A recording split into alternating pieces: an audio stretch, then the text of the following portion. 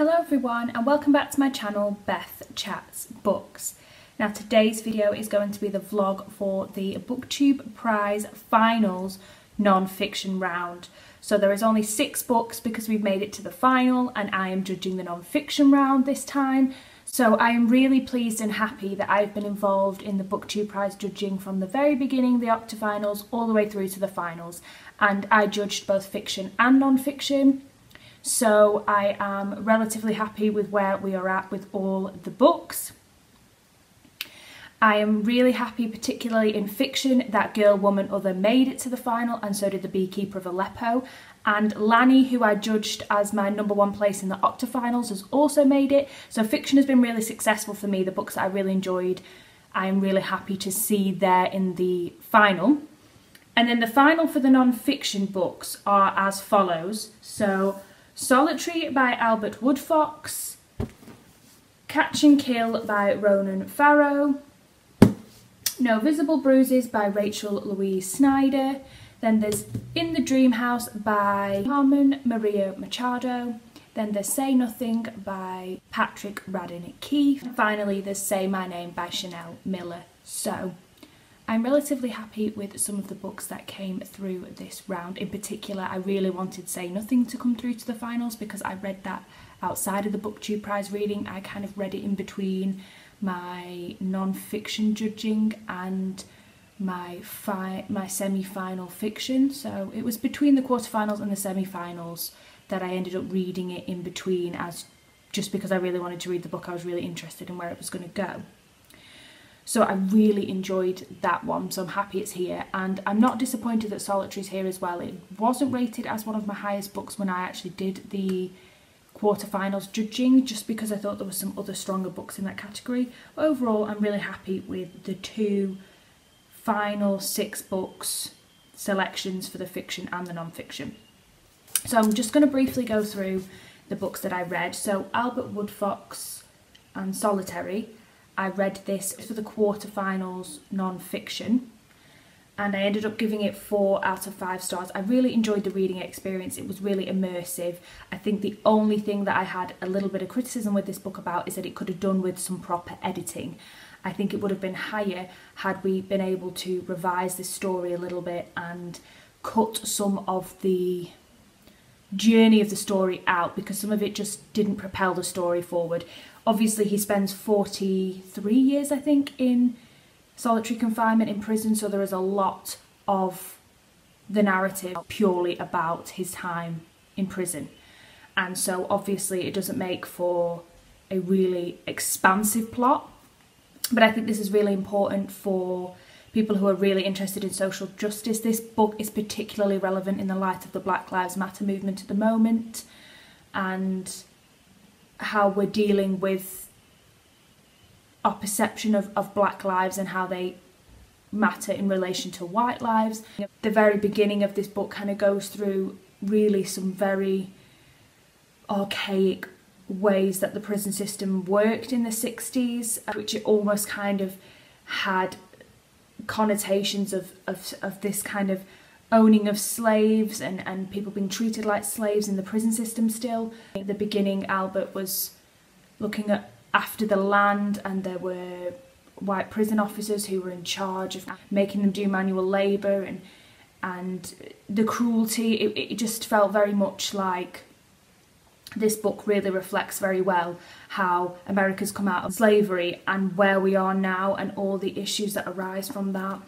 And then he's framed for killing a white prison officer that he never did, and just the institutional racism and all these other things. It's a really hot topic right now, really interesting, and I think a lot of people will get a lot out of this. Obviously it isn't the most well-written book, but it is a memoir and it has kind of been ghost-written by somebody else, so it's all of his ideas and thoughts and experiences, but he did have a bit of help with this, so it isn't going to blow your mind. There isn't going to be beautiful sentences and passages, but it is a very powerful read, and I did give it 4 stars, so I really enjoyed this one. And then the second book that I did read was Say Nothing by Patrick Radden Keefe. I know it's got a really long name, but I'm just going to call it Say Nothing because I don't really remember the really long-winded title now, but I read this on ebook from the library and I absolutely loved this. So I gave it 4.5 out of 5 stars. It's slightly better than Solitary for me, unfortunately. Absolutely love this story. So it follows the history of the IRA and the evolution of the IRA into more violent means of political protesting.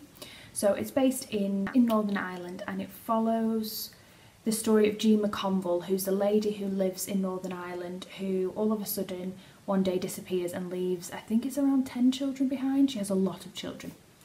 And so we have these two parallel storylines, the emergence of the more violent and political IRA, and then this murder mystery of what happened to Jean McConville. And slowly the stories converge, and it's really interesting. There's so many things that I don't really want to say because I don't want to give it away, but the way it's written is really engaging because you're flicking between these two stories and you're still engaged in this ultimate mystery of really what happened to Jean McConville, and slowly Radden Keefe teases that out for you, which is really compelling to read about. And then the second bit talks about the hunger strikes in Northern Ireland, how protesters and members of the IRA ended up trying to target the UK in political protests, and with car bombings in London. A lot of this context I didn't know because obviously I wasn't born and living during the 70s. So it gives a lot of context about Ireland and the IRA, but in a simplified way. For a lot of people, talking about Irish political history is very complex. The issues between Protestants and Catholics and Republicans and IRA, and it's just very multifaceted for such a small place, and it's very complex, the political history. So Radden Keefe explains it in a very accessible way that people understand the complexities, and you really need to fundamentally understand it to get anything out of this book and many other history books that discuss this topic, but it can sometimes be quite complex. But the way he's written it, I never had to flick back, and I was never confused who we were talking about and which political leaning that they had. So really well written. I ended up giving it to my dad for Father's Day because he's not an avid reader, but he likes to read, and he particularly is fond of non-fiction, and he read it so fast and he was so impressed, and now he keeps asking me for more book recommendations. So I've kind of unleashed my dad's inner bookworm with that book as well. So where we are at the moment, because they're the only two books that I have actually read on this list, is I'm obviously going to put Solitary at the bottom at the moment, and then Patrick Radden Keefe's Say Nothing above it. And then I haven't actually read these two yet, so I'm going to plan to read these. I'm happy that No Visible Bruises has made it because I actually really wanted to read this book anyway, and I've recently read She Said from the library, which was breaking the Harvey Weinstein story, but Catch and Kill was the other non-fiction that was on the Booktube Prize list this year that deals with the Weinstein controversy, but I think this deals with Weinstein, and I don't know if it deals with some other people. Obviously a lot of people rated this better than She Said, and I really enjoyed She Said. So I'm really excited to get to this one. I have put a reserve on the library for In the Dream House, so that is coming into play in the next few days. So by next week it will be released, so I can read that. And then I just need to find a copy of Say My Name by Chanel Miller because I don't actually have a copy of that to hand, so I might order that over the weekend on Amazon. And obviously I will keep you updated when I read them, and then we can kind of discuss where my rankings shift and move as I read through these books. But I'll talk to you again soon when I've actually read another book and I have some more input for this video. Bye now. Hello everyone, so just another update here. So I have finished In the Dream House by Carmen Maria Machado. I was reading it from the library, so I started on the 11th of August. We are now on the 16th or 17th of August, and I've managed to finish it and return it to the library. I read it as an ebook. So I wanted to just check in with you about how I felt about the book and then tell you what I'm going to be reading next. So I have decided to give it 4 out of 5 stars. I was teetering between 4 and 4.5, But really, Say Nothing was a 4.5 read because overall I just couldn't stop reading that book. I found it really compulsively readable and compelling. And this book I had stop-starts with. I overall really enjoy it and I think it's a solid read. So that's why I've given it 4 stars, and I also think it was just written better than Solitary because her language is really beautiful. There's some really poetic passages and really beautiful and lyrical and insightful passages and paragraphs. So this is written in a vignette style, and she uses this metaphor of the dream house, and every single vignette starts with the dream house as Choose Your Own Adventure Story is one of them. Now, I found that quite difficult to read on my iPad on an ebook format because it kept saying go back to this page, go back to this page, and I didn't know specifically what it meant. Did it mean I read that whole page? Because on an ebook it's got 2 pages together, so I was like, I don't know which page I'm meant to be reading. So it was a little bit more trying, that part of the book, but overall I got the gist of what it was trying to do to me, and basically the idea that you kind of go in a circle because the issues in their relationship just kept going round and round. So it's semi-autobiographical, I will say semi-autobiographical, about Carmen Maria Machado's experience of mental abuse in a lesbian relationship. So her partner was mentally abusive to her. She also in some ways was physically abusive. There's a lot of mention of pulling of her hand, leaving bruises on her wrists and grabbing her face, and a lot of uncomfortable segments about their sex life and a little bit of forced sex sometimes that borders on the issues around consent. And some of the passages, it seems like the character, loosely based on Carmen, is zoning out towards the end in their sexual experiences, which was very uncomfortable to read about. I found this book so fascinating because it was so interesting how she dived into the issue of abuse in a lesbian relationship and how there's just not that much in the mainstream about this, and how particularly with lesbian relationships there is this disbelief that abuse will happen in those relationships because they associate violence and dominance and aggression and abuse with a male abuser to the abused submissive female, and how the narrative doesn't work in this relationship between 2 women. So I found that really fascinating, and the references to some of the literature that she'd studied on non-fiction and fiction that did represent lesbian relationships and the issues, and then some real life case studies that she brought into the book at certain points to highlight her point and her issue with how lesbian relationships aren't seen as equal, and the abuse in a lesbian relationship compared to a heteronormative relationship isn't seen as equal. Really interesting. I found those bits. Those were the bits I was actually quite drawn to. What I loved is this is very experimental in form. So this metaphor of the dream house, it is very much more of an experimental style, and the way it's written doesn't feel like a memoir or a autobiography or like a non-fiction at all. So I really liked that. It was really easy to get into. And it gives you so much food for thought on this topic, really, which I hadn't considered. I'm currently at the moment listening on audiobook to The Stonewall Reader by the New York Public Library, and so a lot of these things are really coming into fruition about the LGBT community and how little we are educated on these things, how little material, archival, historical documentation, narratives there are about these experiences because we haven't prioritised these narratives. So I find that so interesting and kind of disappointing, but I feel like I'm on a quest as a straight white woman to really understand these relationships, these experiences, these identities, these sexualities.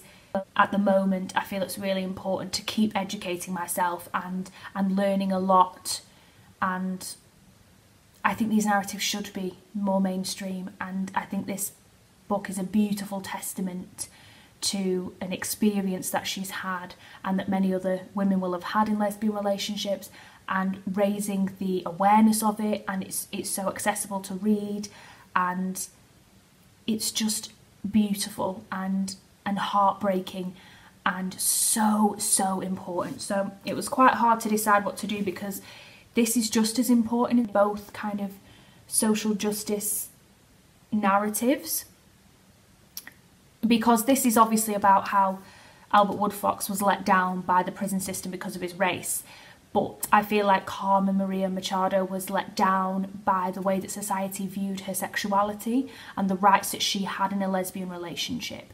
So I feel like they raise very similar issues of injustice in different ways. However, this wasn't written as well as Carmen Maria Machado's In the Dream House. She is so talented at writing. It was just beautiful.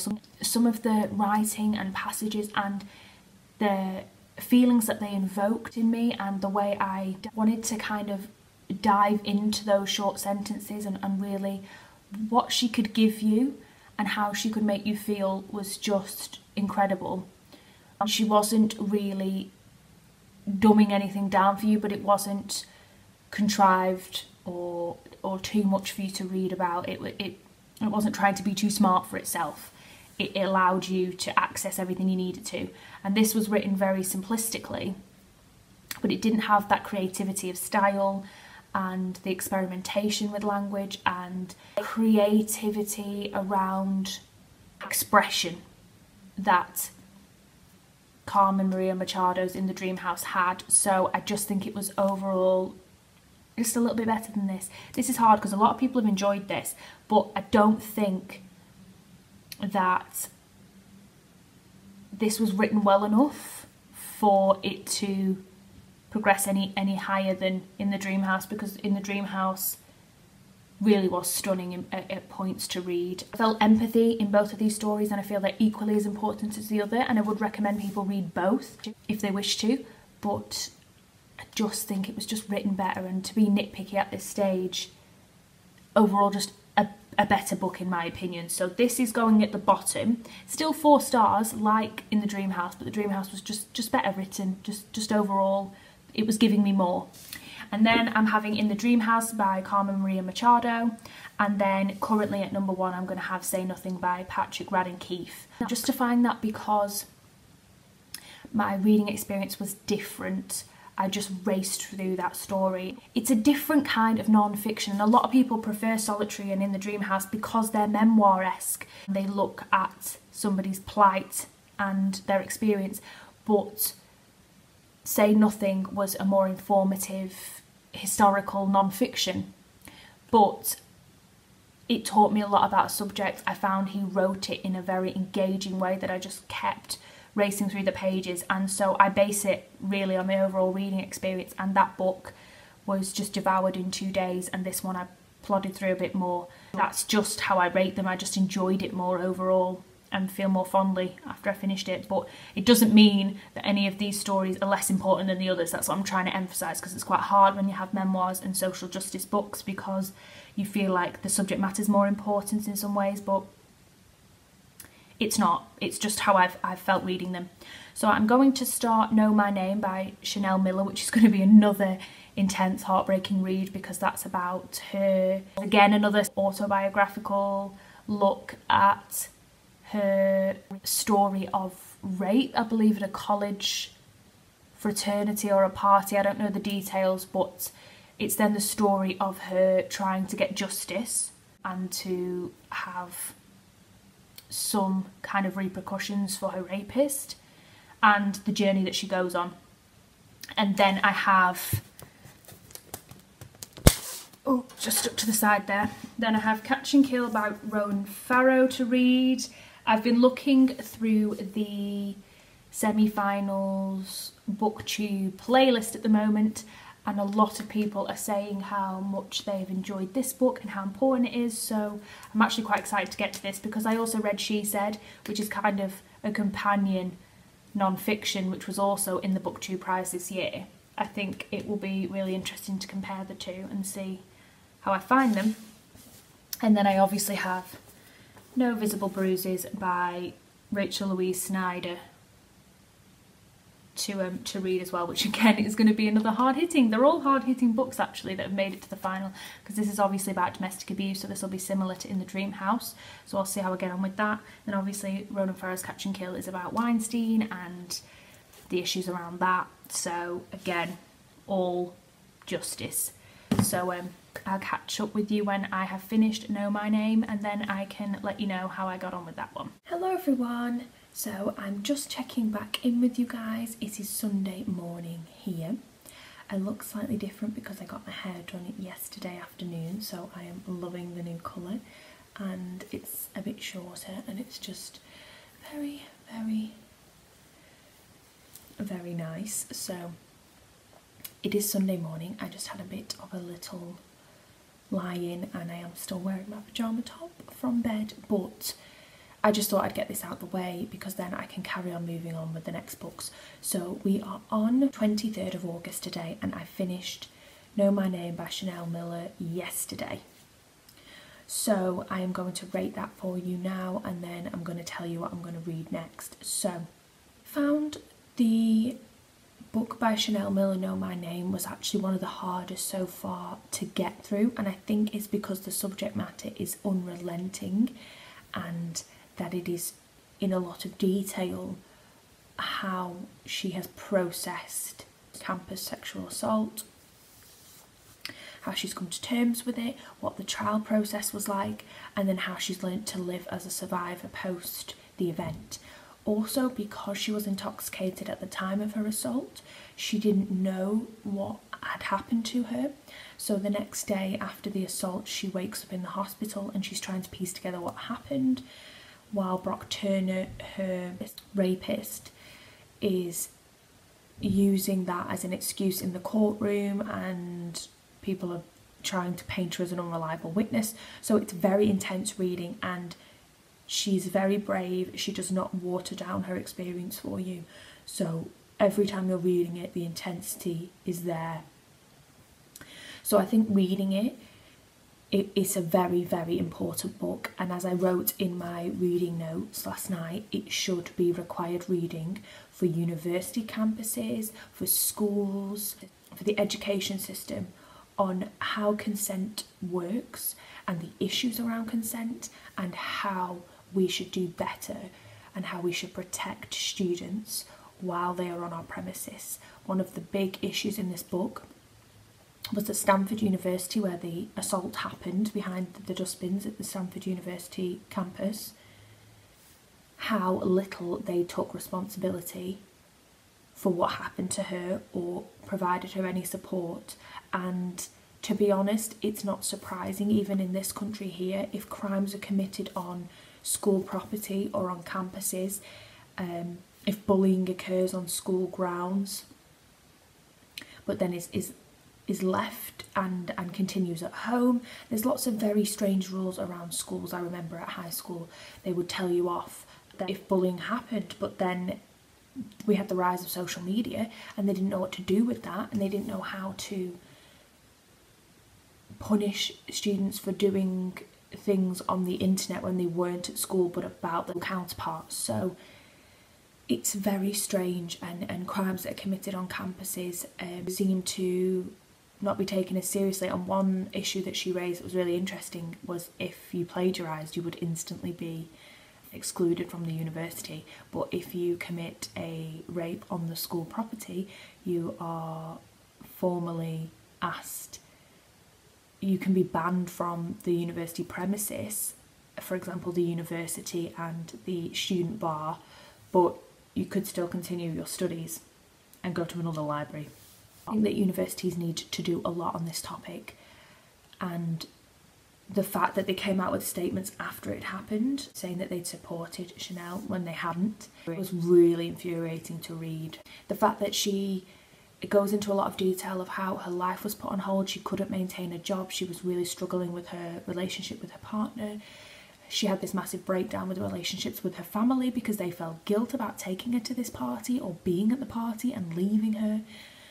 The way alcohol plays into this perception of being an unworthy victim, how she kind of felt guilt about even consuming alcohol at a party, and how she's had to reteach herself that she was allowed to drink alcohol, and that just because she's drinking alcohol at a party doesn't give permission for people to abuse her body.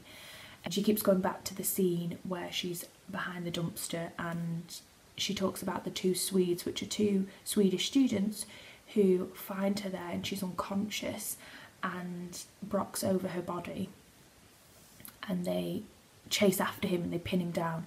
And those two are beacons of hope in this story about people who do see inappropriate things and they do something about it.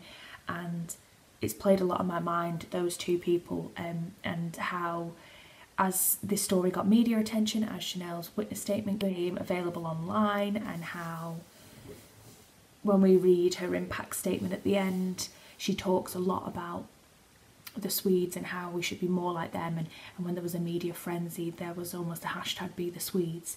And it's a really interesting concept, because I find it hard, because I think we all want to be a Swede and be the Swedes, but it's very hard to know in that situation what you would be like. So something that's played on my mind, whether I would be quite as brave in certain situations. Do you want to be the person who's fighting justice, but if you have a fear for your life, like she mentions that she was a survivor of a school shooting, and I remember the person very well. He was the son of the Hunger Games director, and he had this hatred for women because women had constantly been rejecting him. And she talks about how, you know, they were told to stay in their rooms and their dormitories and to lock the doors, and he ended up killing women in this rampage. And I think situations like school shootings that in this country are incredibly rare, thankfully. Would you run, or would you go and save somebody else? And those things, when you're really pushed to that fight or flight response, are scary thoughts, but I don't know, and that concept does play on my mind a little bit sometimes, and this book brought that into my sphere of thinking for a bit. But yeah, a very, very harrowing book. In a lot of detail, it does feel more trudgy to read through, because she's being so brave and brutally honest, and she is telling you the heartbreak, telling you how it's affected all areas of her life, how she's developed anxiety from it, how she has had to live with the trial, and how it's become a part of her, and she's tried to disassociate once the trial was over, but that she struggled to re-acclimatise to a normal way of living. So it had more of a punch, I think, than the other books that I've read emotionally. It's very similar to In the Dream House, but I think because we spent so much time with her, we went right from the beginning of the incident to where she's come full circle 3 years down the line, and what an impact it's had on her, and getting to the stage where she could actually talk about it and release the book. I think it just gave it that little edge up in terms of overall experience that you're getting from it, as opposed to In the Dream House, because In the Dream House is meant to be a lot more creative. It's hard. It's actually really hard. I've been thinking about this because I don't know where to put this book. I think it had a profound effect on me, and I think purely because it will stay with me more than The Dream House, I think, because of its raw emotion, because of its clarity, because of the way this is really going to raise awareness on this issue, particularly around drinking and partying and assaults, and this thing around consent. I really think that this book is going to be a textbook for a lot of people, and a very important incident. I'm going to put it above In the Dream House, I think. Then it leaves me really stumped about what to do between Say Nothing and this book, because I'm deciding to give this one 4.5, so just slightly above Solitary and In the Dream House. Oh, and I don't know what to do about this, because I probably liked them similarly. Maybe I'll just put it under Say Nothing for now, because I really did enjoy Say Nothing, and I know that I have another 2 books that are going to be intense on this subject area. Yeah, so I'm going to leave that there for now, and if I change my mind, I'll obviously let you guys know. So what I'm going to do is Solitary at the bottom, then I'm going to have In the Dream House, Then I'm going to have Know My Name, and then I'm going to have Say Nothing, and we'll see. We'll see. It's been really difficult, especially because these books are very similar in content, so judging them back to back you feel guilty, because In the Dream House is just as important as Know My Name, but it's what I got out of it, and I feel like Know My Name might be more accessible to a lot of people, and In the Dream House people either loved or hated. And then Say Nothing doesn't really seem in this category as important as some of the other stories, but I just really enjoyed that, and I thought it was really informative, and that was a really important text to help people learn about the IRA and the political history in Ireland. And I got swept up in that story, and it didn't really feel like a non-fiction. So out of all of these books I enjoyed that one the most, but how do you rank it next to all these really important books? It's just really hard. The next ones that I've got to read is No Visible Bruises by Rachel Louise Schneider and Catch and Kill by Ronan Farrow. So I think I'm going to start with Ronan Farrow's Catch and Kill. This is about Weinstein. Everybody that I've recently seen on Booktube that has read this in a category has absolutely loved this one. So maybe this might shoot past Say Nothing, we don't know. Already read She Said, so I already know a bit of a background about what this story might be about, and I can compare and contrast. I'm going to try and use this, strangely, as a bit of a break from the others, because No Visible Bruises is going to be very similar to Know My Name about the intensity of assaults, and although this is about sexual harassment and sexual assault, this is going to be the story of uncovering Weinstein, so maybe it might be slightly different. So I'm going to read this one next, and then I'll catch up with you guys about how I've enjoyed this, and then I just have Visible Bruises left to read. So hopefully I can finish these quite early in September, and then I get my reading life back until we start the Booktube Prize 2021. I'll catch up with you guys when I've got something to say on this book. Bye now.